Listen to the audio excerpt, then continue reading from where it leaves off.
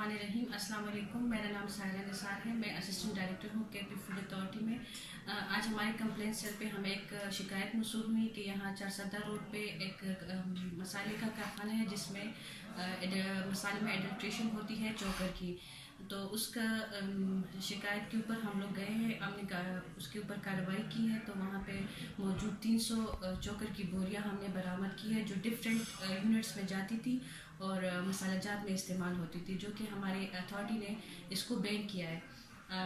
अभी हमने इसके ख़िलाफ़ कारखाने को सील कर दिया है और हम इसके ख़िलाफ़ जो है कानूनी कार्रवाई करेंगे।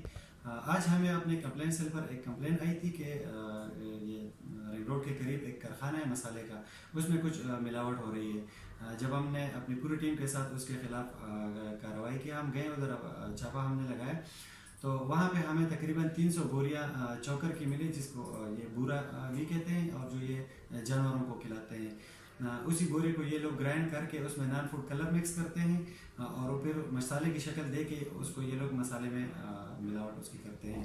तो उसके ख़िलाफ़ हमने ये कार्रवाई की कि उधर कारखाने को हमने सील किया, जितना माल था उसको हमने ज़ब्त किया और मज़ीद कानूनी कार्रवाई उसके ख़िलाफ़ हम करेंगे इंशाल्लाह।